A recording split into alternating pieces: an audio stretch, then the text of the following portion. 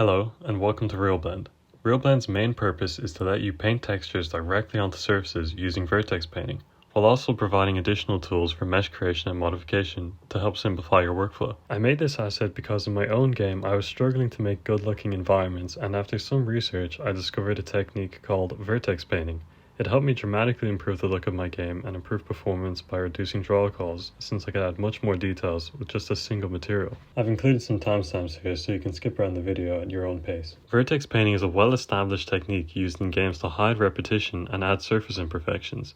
In the real world, surfaces aren't uniform. Dirt builds up along the edges, moss grows in the cracks, and materials wear unevenly over time. Vertex painting allows us to recreate those details directly on the mesh. You might worry that this requires too many triangles compared to traditional UV layouts. However, modern graphics are rarely bottlenecked by triangle count.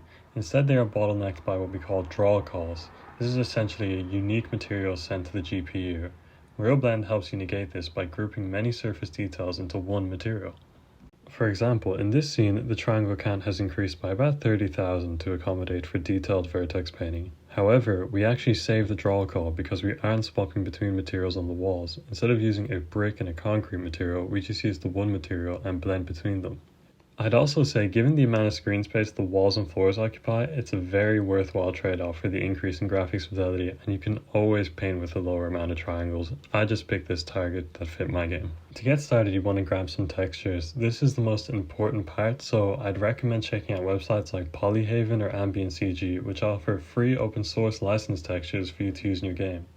You don't need an account or anything, you can simply go and download the textures, and honestly, even if you don't buy this asset, I would still check this out because each texture set is worth a few $100s if you wanted to make your own, and there's literally tens of thousands of dollars worth of textures here for free. For this video, I've chosen these textures. Before we get started, we just need to make one optimization by packing together these different textures. This saves the GPU time looking up textures.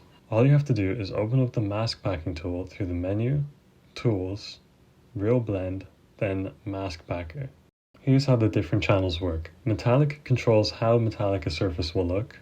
Roughness determines how shiny or smooth a surface is. If you have a smoothness map instead, just check the Use Smoothness box to invert it.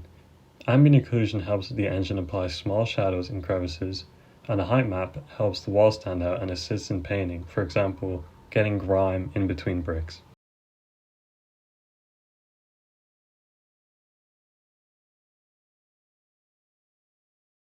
Once we have our mask maps, we can create a material and assign a shader. For this example, I'm going to use the variation shader. We then assign our textures into the allocated slots.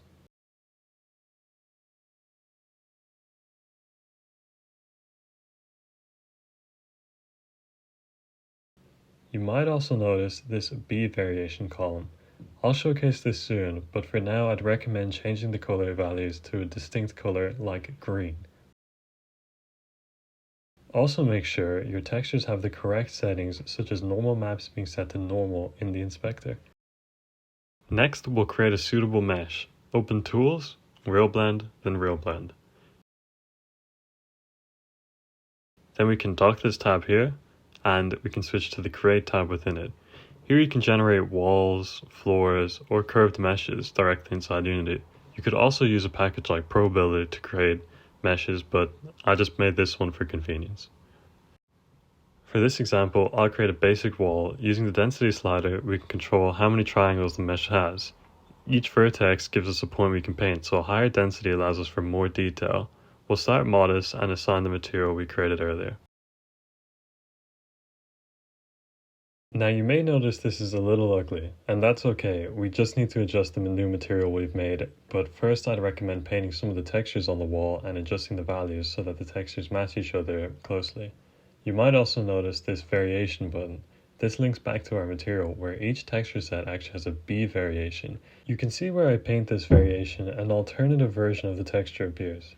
This is useful as now we can create areas which might need to be more faded, rougher, shinier, or a different color extremely cheaply without using extra textures. I like to go somewhat extreme on the values for the B variants and then use the opacity to gently apply the variation. That way we can get a wide range of difference across our mesh.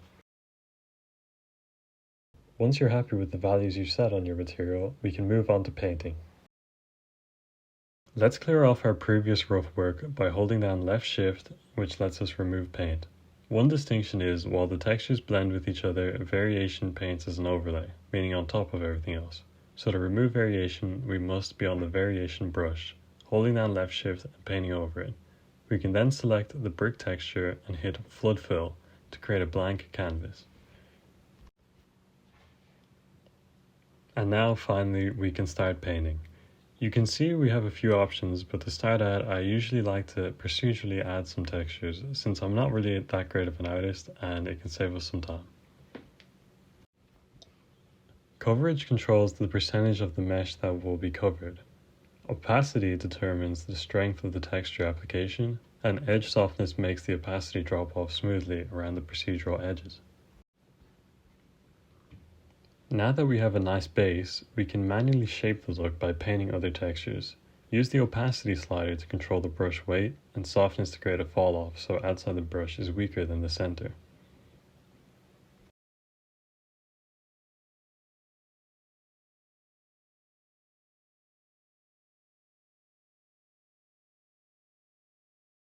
Once we're happy with our painting, we have a few options left in the Sculpt tab where we can pull out the wall in some areas, push it in others, or we can also use the Refine tool, which allows us to add triangles.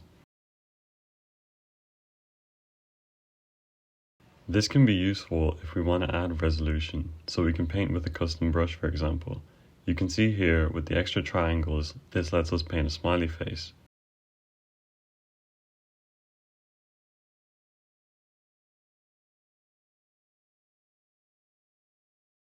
We can also use the Remove tool to delete triangles. This can be useful if you wanted to make a hole in the wall for a door. Once we're finished, we bake the results into a static mesh. This saves memory and CPU time, as we no longer need the script to generate the geometry at runtime.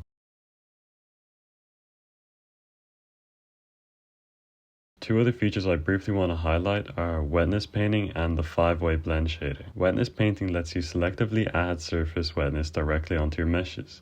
This is especially useful for creating puddles and damp areas that naturally catch reflections. You can drive those reflections using either screen space reflections or reflection probes. The effect is surprisingly powerful. Once you start paying attention to it, you'll notice this technique is used everywhere in modern games. A good example is many realistic graphics mods used for games like GTA. They often achieve that look simply by making surfaces wet and allowing reflections to do a lot of the visual heavy lifting.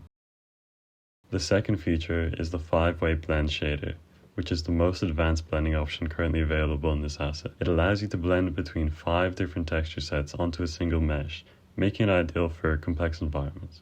Thanks for taking the time to watch, and I hope at the very least you learned more about this technique. If you have any questions or features you want me to add, you can email me with the email on screen or in the description. Either way, thank you and have a nice day.